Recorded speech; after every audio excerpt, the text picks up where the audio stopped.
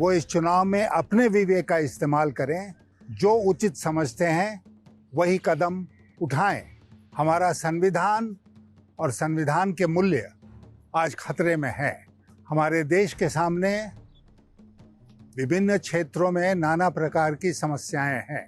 उनसे मैं अपील करता हूं कि संविधान की व्यवस्था के अनुसार वो अपने विवेक का इस्तेमाल करें। देश के भविष्य की लड़ाई हमारे सामने है। इस बार का राष्ट्रपति चुनाव बहुत असाधारण परिस्थिति में हो रहा है। हमारे देश के सामने विभिन्न क्षेत्रों में नाना प्रकार की समस्याएं हैं, लेकिन सबसे बड़ी जो समस्या है वो है संविधान की रक्षा की। हमारा संविधान और संविधान के मूल्य आज खतरे में है और ये राष्ट्रपति चुनाव तय करेगा कि जिस दो रास्ते पर देश खड़ा है उसमें कौन सा रास्ता हम चुनते हैं।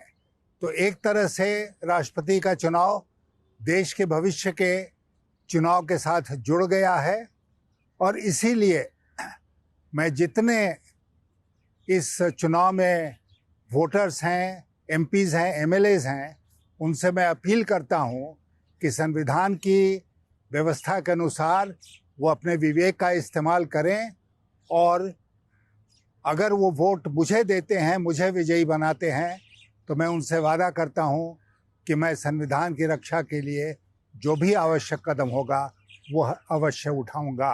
इस चुनाव में जैसा कि आप अवगत हैं, पार्टियों की तरफ से कोई व्हिप जारी नहीं होता है और जो वोट है वो सीक्रेट है।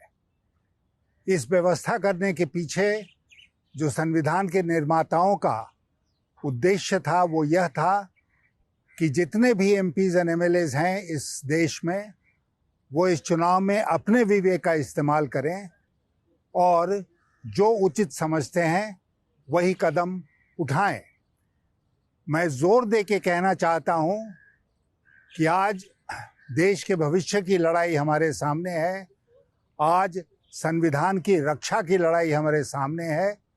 ये दो व्यक्तियों की लड़ाई नहीं है, ये दो विचारधाराओं की लड़ाई है और इसलिए मैं आपसे अपील करना चाहता हूं कि आप अपना मत मेरे पक्ष में दें और आपसे वादा करता हूं कि मैं संविधान की पूरी तरह से रक्षा करूंगा।